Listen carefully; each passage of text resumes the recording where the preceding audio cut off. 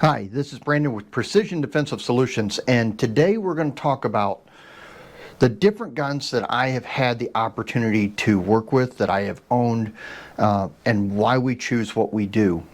Recently we had a comment on one of the videos that somebody expressing their opinion that I needed to switch because the HK line that I was using was just a money pit. Well, let me talk to you why we have evolved in the direction that we have. Let's get started.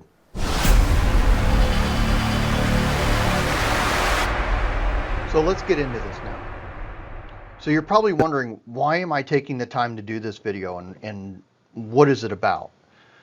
Well, people stress opinions online and on social media, and they really don't know the background of the person that's doing whatever content. And I want to be as transparent with you guys as I can of what my background is so that you understand where I'm coming from. So that's really why we're looking at this and doing this. It's so important to have the context when it, in the background of whoever you're listening to. So many times when people say, well, you know, he should do a different gun, or he should do this, or he should do that. SIG is a big one that they say I ought to switch to. Well, too little, too late. Been there, done that. So I have shot numerous P238s and P938s. I have not owned one, but I have shot several of them. We've seen several of them in class. I have owned a P225 and a P229, but many P226s. Now we're talking not only the standard versions, but the Legion versions of these also. The P320, I've had probably 3 of them with different size grip modules, with the stock trigger, with the Gray Guns trigger, optics, milled slide for an optic, stippled grip, not stippled grip, flat face trigger, not flat face trigger. All these different variants I have used, and this was at one time one of my favorite guns. One of the things that I really like about the 320 is the modularity of it, and that the fire control unit is really what's the serialized part. Because I like the 320 so much, when the 365 came out, even before it was really released and it was so difficult to get, I ordered one sight unseen and picked one up. So that was the original. Well, then I switched to the XL so that I had a little bit larger grip. But I have seen the X and have shot the X and the macro. I think the macro is a significant improvement on the original 365 with a thicker grip and the comp. But still, with the problems that SIG has had with unintentional discharges or really mechanical failures, considering the lawsuits, it really is unsettling to me. And considering that we had a 365 that had a mechanical failure, where the trigger spring released without the trigger being pressed, it's very unsettling to me. Now, their 1911s, I've shot a couple of their 1911s, and I'll tell you, I'm a 1911 fan. I wouldn't carry one, but I do enjoy them. I think they're very iconic, and if it's a good 1911, I really enjoy shooting them. Now, the next one that people will talk about are the Smith & Wesson series. Again, I have owned several of the M&P pistols, from the full-size M&P to the Shield to, and then we get them in class where we've had the 2.0 shields, the original shields, the Shield EZs, the 2.0 full size and compacts. And I don't think that they're bad pistols. The Shield EZ, I think, is a major problem. The Shield tends to be not a favorite of people when they get it because of the recoil of the gun. But I think the shape of the grip makes a big difference with that. That oval grip, I find to be very uncomfortable, and when people shoot them, that's a lot of the feedback that we get too. Now, Smith & Wesson has made great strides in improving the triggers and the grip texture and having them optics ready and that too. I'm telling you, they're adding new features, which is great. But that shape of that grip tends to be either a love it or hate it feature. Now, when it comes to their revolvers, I really like the Smith & Wesson revolvers. And honestly, if I was to buy another revolver, it would absolutely be a Smith & Wesson. The only thing I'd like to see is a smoother and lighter double action trigger on them, because I do, with my short fingers, I do tend to struggle with shooting double action triggers, whether they're semi-automatic or revolvers. So the next one is the Walther. Now, the PPQ, man, that trigger on that gun, it was sweet. So when they came out with the PDP, I'm like, well, I'm going to get one. I'm going to try it out. Optics ready, a little bit better trigger than the PDP or the PPQ. I'm sorry. And I was like, I really want to. I want to love this gun. And there are people that absolutely love that gun.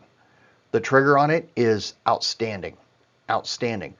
But here's where I have the problem with the PDP. The frame is super light. The slide is super heavy. And I think the recoil balance there is either, if you got bigger hands where you can manage the recoil of it, it's great. But if you're like me and you got smaller hands, it's a little difficult to manage the recoil on that PDP. I have had people bring CCPs to class, and I've shot those. Those are kind of interesting and intriguing to me. But the PPK, as iconic as it is, I think it's an absolute train wreck. Glock is one of those that everybody seems to know what a Glock is.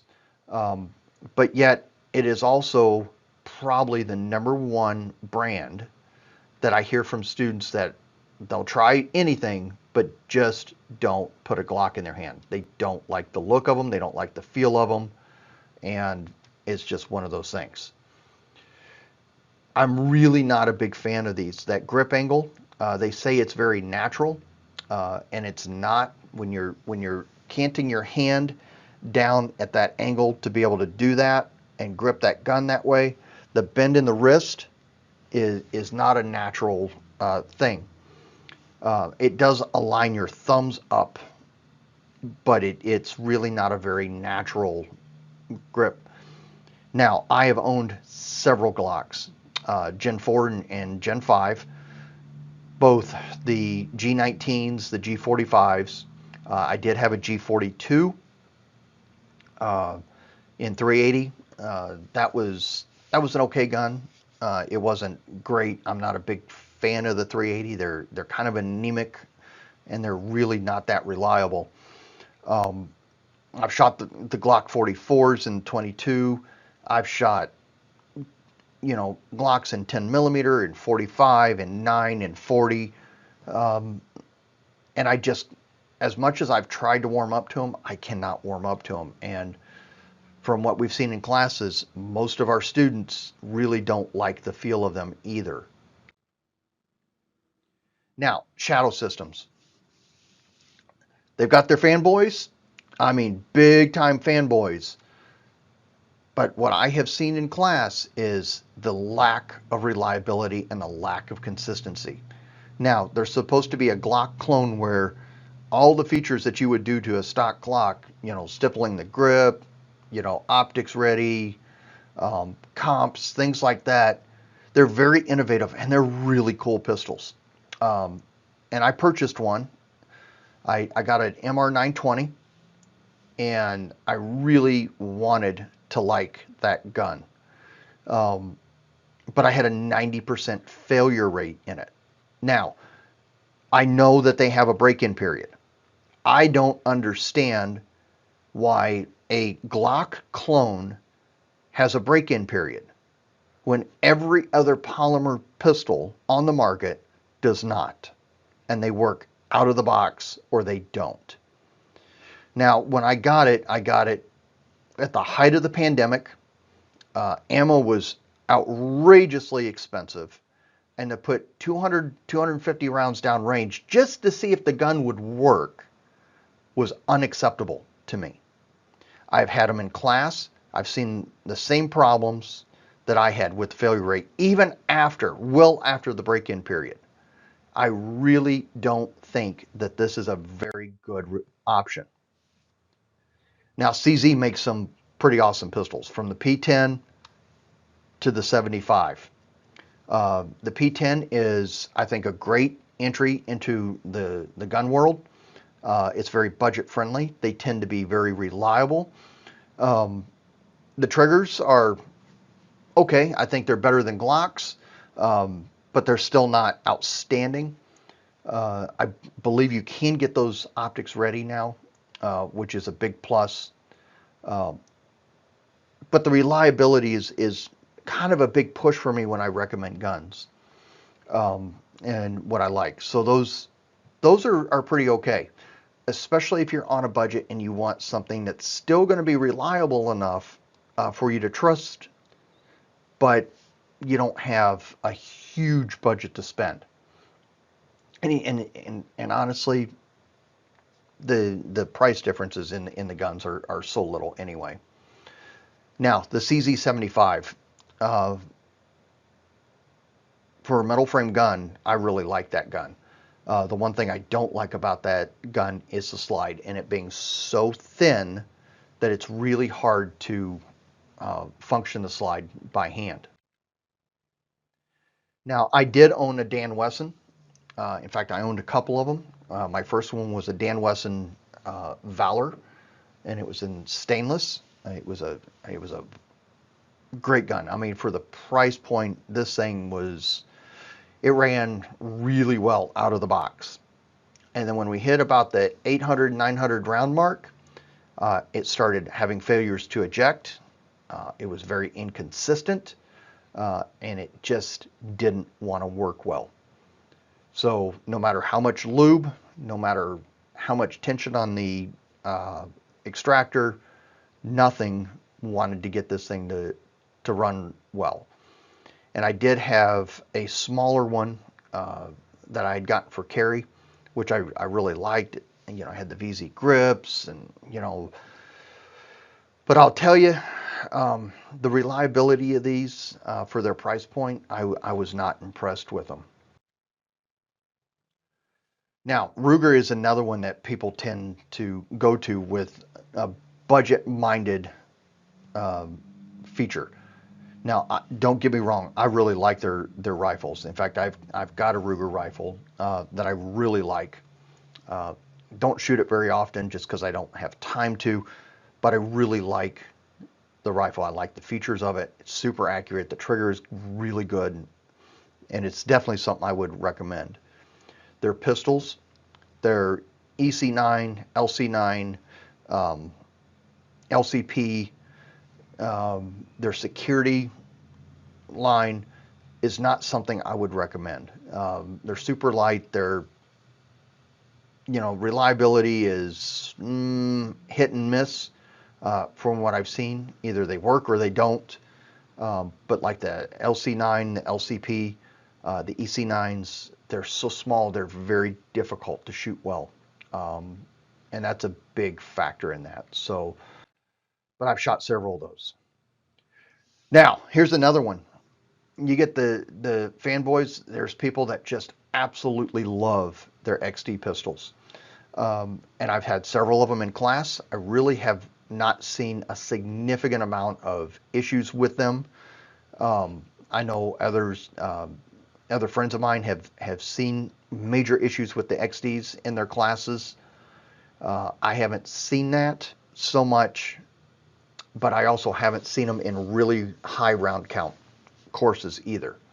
I did see an XD one time that was it failed so bad that you couldn't even cycle the slide, um, and it jammed up really bad, and there was a live round in the chamber, and it wouldn't fire. That is super dangerous, and that really caused me to have pause on that. Now the Hellcat, the original Hellcat, was a direct competition to the SIG 365, and I think it lives up to its name. That thing is a little recoil monster. If we're looking at between the SIG 365 and the Hellcat, I think the 365 is significantly better. Now, the Hellcat Pro is definitely an improvement over the original Hellcat. Um, a lot more to hang on to, a lot less felt recoil, and I think it's a significant improvement. Significant improvement. Now, Springfield Armory's 1911s, I did have one. I had a 1911 full size 5-inch barrel, and it had the old style grip safety on it.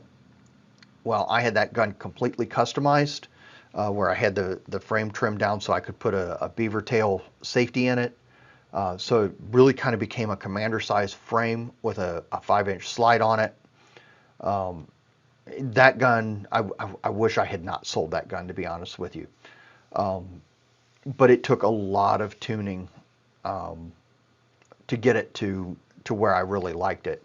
So like I said, the grip safety was replaced, had a trigger job on it, we replaced the sights on it.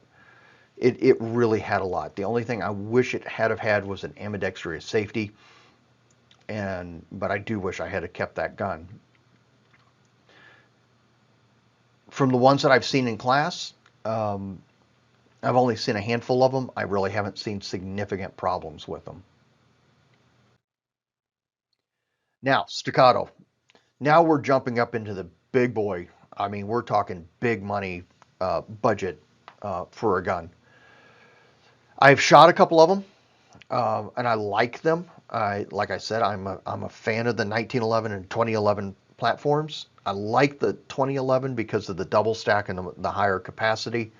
I do like the fact that they're in 9mm versus 45, because you're getting a heavier gun with a round that has less recoil than 45, and it works exceptionally well. Now these do tend to be a little finicky, just like the 1911 and 2011 pistols do. But once you get it tuned the way that you want it, some right spring weight based on the ammo you're using, I think these are pretty good. But they're expensive. They're expensive.